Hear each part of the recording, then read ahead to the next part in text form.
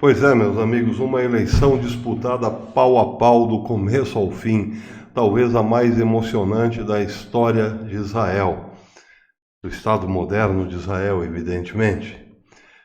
No começo, assim que começaram a sair os resultados, o Partido Azul e Branco mantinha-se na frente com pequena margem.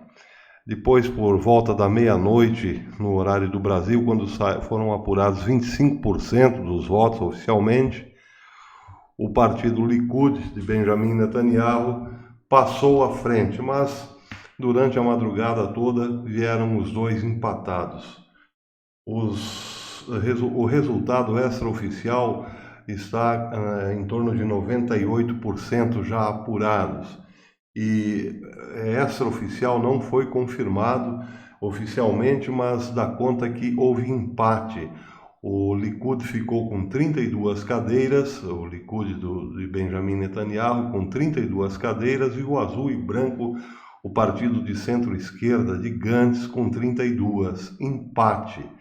No bloco, o bloco é os apoios, aqueles partidos que apoiam ou o Likud ou o Azul e Branco, os blocos. O bloco do Likud certamente terá uma cadeira a mais, conseguirá 57 cadeiras no parlamento, e o bloco de centro-esquerda ficará com 56, ou melhor, com 55. 56 o bloco do Benjamin Netanyahu e 55 cadeiras o bloco de Gantz. Isso também não garante a nenhum dos dois a cadeira de primeiro-ministro. Se garantir, garantirá Netanyahu, porém sem, evidentemente, a maioria. Terá de fazer acordos para montar o seu gabinete. E aí entra, como disse no vídeo anterior, a figura de Avigdor Lieberman. Ele está disposto a dar apoio a qualquer um dos partidos, desde que, evidentemente, cumpram com as suas exigências. Ele já fez uma lista de exigências, disse que não gastará muito o verbo, não ficará falando muito, continuará na sua casa esperando aqueles que vierem para negociar. Se for o pessoal do Azul e Branco, ele já mandou dizer que quer um governo de coalizão, mas sem os árabes. Se for o partido, se for da parte do Likud, ele já mandou dizer que quer fazer parte do governo, sim, porém sem dar privilégios aos religiosos ortodoxos, ou seja, quer que todo mundo sirva às Forças Armadas, às Forças de Defesa, sem exceção. Isso é um problema para os religiosos porque respeitam o Shabat. No sábado, os religiosos, muitos deles, os ortodoxos, não saem sequer de casa. Aí como é que vai servir as Forças Armadas? É um problema, um problemão. Mas isso aí pode ser resolvido com o tempo. O fato é que Lieberman quer sim fazer parte do governo, seja da direita ou seja do centro-esquerda, tanto faz para ele. Ele, inclusive, está sendo chamado de Kingmaker, ou fazedor de reis. As suas exigências não foram divulgadas, ele apenas deu alguns indícios. Não quer privilégios para religiosos porque quer, segundo ele, modernizar o Estado de Israel. Ele não se disse inimigo dos religiosos, mas não quer privilégio, quer ter uma boa relação, porém sem privilégios. Ele se diz sempre, evidentemente, secularista e por isso não vê sentido num privilégio aos religiosos. E por outro lado também não vê com simpatia os árabes no governo. Bem, por que os árabes no governo? Porque, por incrível que pareça, os árabes saíram muito fortalecidos dessas eleições. Na verdade, saíram mais do que se supunha. Eles conseguiram 12 cadeiras, a chamada lista conjunta. Lista conjunta é a lista de todos os pequenos partidos árabes, numa contagem só, chegaram, portanto, a 12 cadeiras, chegaram em terceiro lugar. eles já estão comprometidos com o bloco de centro-esquerda, com o governo, o possível governo de Gantz, do azul e branco. Se Gantz for escolhido primeiro-ministro, portanto, os árabes estarão no governo. E aí? Bem, aí a pergunta que se faz é o seguinte: como será a política do azul e branco com árabes no governo? Será que continuará havendo assentamento de judeus na Cisjordânia? Provavelmente não. E haverá endurecimento de Israel no sul em relação à faixa de Gaza e o Hamas? Perguntas. Haverá endurecimento no norte com o Hezbollah do Líbano? Perguntas. Aliás, o norte, quem venceu no norte foi exatamente o Israel Beitanu, o partido de Lieberman. Bem, a questão em relação aos árabes saíram muito fortes, muito fortalecidos, talvez por culpa de Benjamin Netanyahu. Na semana passada, alguém próximo a Benjamin Netanyahu teve a brilhante ideia de propor uma lei que permitisse as urnas terem câmeras para filmar a votação dos árabes. Nos redutos eleitorais dos árabes, portanto, a lei era colocar câmeras dentro das cabines, alegando-se questão de fraude. Estavam preocupados com os árabes fraudarem as eleições ou algo do gênero. Na verdade, propuseram isso para intimidar, para que os árabes não saíssem de casa para votar, porque as câmeras tinham reconhecimento facial. Isso, na ideia de alguém do Likud, quem sabe até mesmo de Benjamin Netanyahu, intimidaria os árabes. Aliás, houve na última eleição muita abstenção por parte dos árabes. Só que alguém lá próximo a Bibi, ou mesmo Bibi, queria mais abstenção ainda. Só que o tiro saiu pela culatra. Os árabes se ofenderam e foram em peso às urnas. É bom lembrar que Israel é uma democracia autêntica e por isso o voto não é obrigatório, vai quem quer. E dessa vez os árabes foram em peso.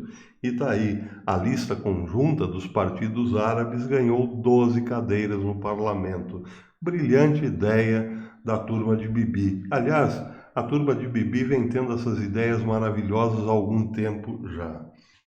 Bem, os números por enquanto são esses: 97, 98% das urnas apuradas, o resultado não é oficial, mas se houver empate, se ninguém conseguir formar a maioria, nem mesmo nos blocos, aí então terá que entrar em cena este senhor que vocês estão vendo. Ele é o presidente de Israel, Reuven Rivlin. Ele terá de decidir, ele terá de escolher o primeiro-ministro. E aí, bem, aí as coisas podem sim, de fato, definitivamente ficarem complicadas para o lado de Bibi. Acontece que Rivlin teve um atrito com Bibi no começo do ano. Em março deste ano, Bibi Netanyahu disse que nem todos são cidadãos iguais em Israel. Isso porque a ministra do Trabalho na época, a ministra da Cultura, perdão, na época, Miri Regev, disse que os árabes poderiam vir a governar Israel. E foi então que Bibi Netanyahu respondeu dizer que o país não pertence a todos os cidadãos. E é claro, isso gerou um furor tremendo em Israel, porque os árabes lá de Israel são árabes israelenses e, portanto, têm os mesmos direitos que os judeus israelenses, só que para Bibi não. Ele disse chegou a dizer que israelense eram só os judeus. E aí teve que entrar em cena o presidente de Israel, Rivlin, que chegou a dizer o seguinte: somos todos iguais na urna eleitoral, judeus e árabes. Cidadãos, somos todos iguais como cidadãos do Estado de Israel. 120 membros do Knesset, o parlamento, não podem mudar seu caráter como um Estado judeu. é um Estado israelense, disse ele em um comunicado citado pelo The Times of Israel em uma cerimônia marcando o 40º aniversário da assinatura do Acordo de Paz Israel-Egito. O presidente posteriormente tuitou a mesma frase, só que desta vez em árabe, e acrescentou dizendo: aqueles que acreditam que o Estado de Israel deve ser judeu e democrático no sentido pleno da palavra, devem lembrar que o Estado de Israel tem completa igualdade de direitos para todos os seus cidadãos. Pois é, isso causou um atrito tremendo. E agora, se o presidente tiver que decidir por um ou por outro, é muito provável que não queira Bibi em mais um gabinete.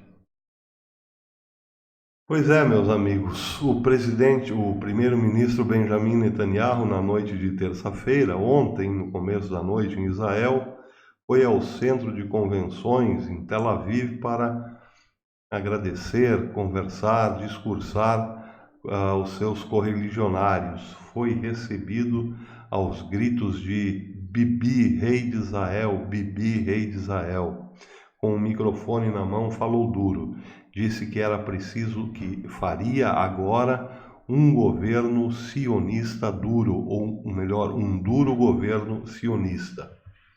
Bem, aqui no Brasil muita gente torce o nariz quando se fala em sionista. O termo assusta muita gente, por conta de uma grande mentira histórica.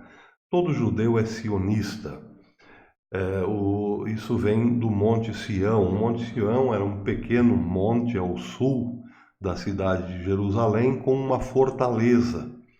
Essa fortaleza era ocupada pelos Jabuseus na época, e o rei Davi, com os seus soldados, acabou enfrentando os Jabuseus e tomou a fortaleza do Monte Sião, um pequeno monte com uma fortaleza em cima. E a partir daquele momento, todos os judeus passaram a se chamar sionistas, por causa do monte que tinham tomado. Muito porque o monte simbolicamente representava Israel, pequeno, porém forte. Daquele momento em diante, os judeus passaram a se chamar sionistas porque aquele monte pertencia a Deus. Bem, na Segunda Guerra, antes da Segunda Guerra Mundial, os nazistas inventaram um livro, criaram, fabricaram, fizeram um livro fake chamado Os Protocolos dos Sábios de Sião. Um livro, uma ficção, narrando o encontro de sábios de Sião para planejar o domínio do mundo e a escravidão dos outros povos. Bolaram isso exatamente para criar um atrito odioso entre alemães e judeus, porque estava no projeto dos nazistas exatamente isso, a destruição dos judeus na Alemanha. Uma grande mentira, mas que pegou. Em muitos lugares ainda se acredita nos tais protocolos de Sião, e daí vem o termo sionista como pejorativo, como se fosse um grupo secreto de judeus que estão bolando dia e noite um plano para dominar o mundo. Já foi muitas vezes desmentido, provado ser fake, mas é aquela história que dizia Voltaire: minta, minta, minta, porque alguma coisa sempre fica. E para muita gente ficou mesmo, muita gente acredita que sionismo é isso. O que existe, na verdade, todo judeu é sionista. A questão é que entre os judeus existem aqueles muito ricos, existem aqueles ricos, existem os remediados, existem os pobres. Os muito ricos são muito ricos mesmo. São famílias de banqueiros que já emprestavam dinheiro desde a Roma Antiga. Depois, na Idade Média, uniram-se às cortes, financiaram pequenos reinos, emprestaram muito dinheiro, inclusive para papados e assim por diante. Famílias ricas ligadas à nobreza. Com a criação do Estado moderno, essas mesmas famílias ricas passaram a ser financiadoras do Estado com redes de bancos também modernos. E daí o mito do sionista. São judeus muito ricos, desligados há séculos do judaísmo, mas, enfim, por serem muito ricos, acabaram se colando a essa ideia de sionista. Não tem nada a ver.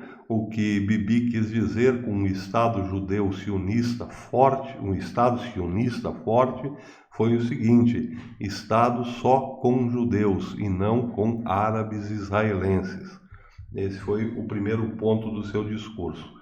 Depois ele falou que foi muito perseguido pela mídia durante todo este ano, durante todas as campanhas, ele foi muito atacado, caluniado, perseguido pela mídia, mas com muito trabalho, com muita determinação, conseguiram superar esse problema. Lembrou também que teve sérios problemas na área militar, foi um ano muito difícil, foi um governo muito difícil, que teve que também encarar de frente a questão do Irã, que quer nada mais, nada menos do que destruir Israel. Lembrou que está fazendo de tudo para proteger Israel, principalmente contra o Irã. Tem enfraquecido e atacado o Irã nas suas pretensões de destruir Israel em várias frentes. Disse, por fim, que no seu governo conseguiu uma tríplice prosperidade, como nenhum outro governo tinha conseguido: a prosperidade econômica, a prosperidade política e a prosperidade na defesa. Lembrou que Israel sempre teve um ponto falho aqui ou ali, governos anteriores. Se eram prósperos politicamente, não eram prósperos economicamente. E ele conseguiu finalmente unir essas três pontas, essas três questões: a prosperidade, a economia e a defesa. Foi muito ovacionado. Voltaram a repetir o bordão Bibi, rei de Israel, Bibi, rei de Israel. Para terminar, falou sobre Lieberman. Lembrou que Lieberman foi um pupilo seu. De fato foi. Foi o próprio Bibi quem colocou Lieberman na política. E foi de Lieberman que Bibi recebeu uma facada nas costas. Essas eleições estão aí por causa de Lieberman, que no final, depois da vitória de Benjamin Netanyahu no começo do ano, Lieberman retirou o apoio que tinha prometido dar a Netanyahu, e Netanyahu por isso não conseguiu fazer o seu gabinete. Coisas da vida. O Lieberman, ele propriamente, disse que está aí para dar apoio para qualquer um dos lados, segundo condições, como já vimos. Mas o fato mesmo é que Lieberman também quer continuar ascendendo na vida política, quer chegar lá. Para desviar, se Bibi conseguir ainda ter a maioria no bloco, se o bloco de Bibi for significativamente maior do que o azul e branco, o Likud está trabalhando com a hipótese de pedir ajuda para o Partido do Trabalho, ou seja, para os socialistas. Isso para não depender de Lieberman, o que é muito difícil porque os socialistas fizeram apenas 6 cadeiras, não estão em muitas condições de dar apoio. Por outro lado, é um defensor a menos aí de um possível bloco centro-esquerda. Mas isso são só cogitações, de certo mesmo ainda não sabemos. Aliás, de certo mesmo é que começará uma grande negociação. Não podemos dizer quem será o primeiro-ministro ainda. Quem sabe no final do dia. Ou quem sabe depois de ser anunciado que quem decidirá mesmo será o presidente de Israel. Vamos aguardar. Eu fico por aqui, volto à noite, porque hoje essa batalha foi longa. Nós estamos aí em cima do problema aqui das eleições desde a tarde de ontem. São muitas emoções e muito cansaço também. À tarde a gente volta, se Deus quiser. Até depois.